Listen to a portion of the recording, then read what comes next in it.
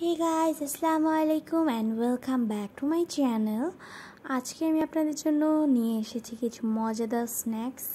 So এই স্ন্যাক্সটা কিন্তু অনেক বেশি ইয়ামি। আর আজকে হচ্ছে আমি এটা রেসিপি শেয়ার করব এন্ড এটার জন্য হচ্ছে আমি আমাদের ফার্মের মুরগির ব্রেস্ট পিসটা সুন্দর করে স্লাইস করে কেটে নিয়েছি।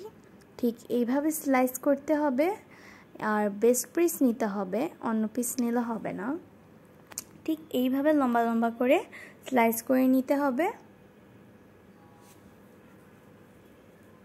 অ্যান্ড দেন আমি একটা পাত্রতে আমি হচ্ছে চিকেনগুলো সুন্দর করে ম্যারিনেট করব, যার কারণে হচ্ছে আমি ফার্স্টেই নিয়ে নিব আদা রসুন বাটা, তারপর নিয়ে নিব হচ্ছে মরিচের গুঁড়া, রাঁধুনি মরিচের গুঁড়া, তারপর হচ্ছে আমি নিয়ে নিব 1 টেবিল স্পুন কর্নফ্লাওয়ার, তারপর আমি স্বাদ অনুযায়ী নিয়ে নিব লবণ, আর নিয়ে নিব 1 টেবিল চামচ লেবুর রস,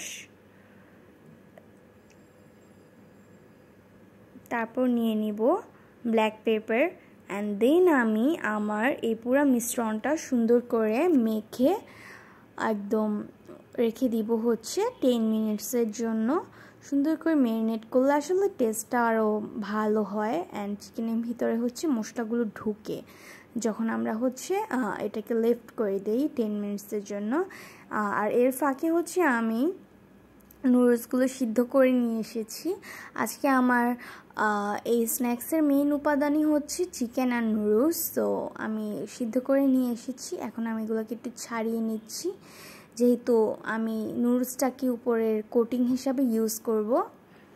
আচ্ছা, সো না হচ্ছে আমি আমার ম্যারিনেট করা চিকেনটার উপর থেকে ঢাকনাটা সরিয়ে দিলাম।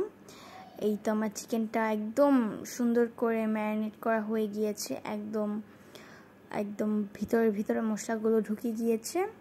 এতে এটার টেস্টটা আরও বেশি ইয়ামি হবে।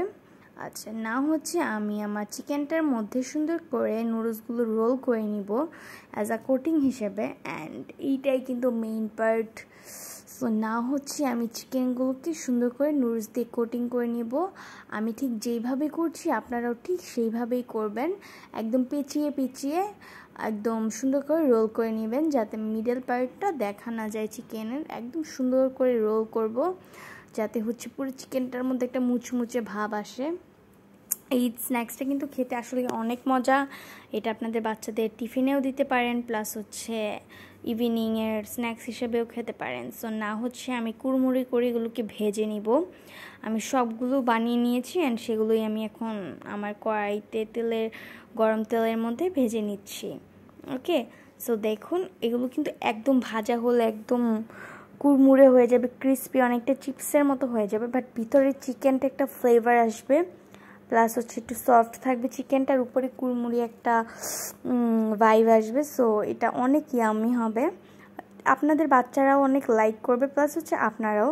সো হয়ে গেছে আমার ডিশটি, আশা করি সবার ভালো লেগেছে অ্যান্ড সবাই হচ্ছে আমার এই ডিশটি ট্রাই করবেন অ্যান্ড আমাকে কমেন্ট বক্সে জানাবেন যে কেমন হয়েছে। সো আজকে এই পর্যন্তই, আল্লাহ হাফেজ, সবাই সাবস্ক্রাইব করবেন। ওকে, টাটা।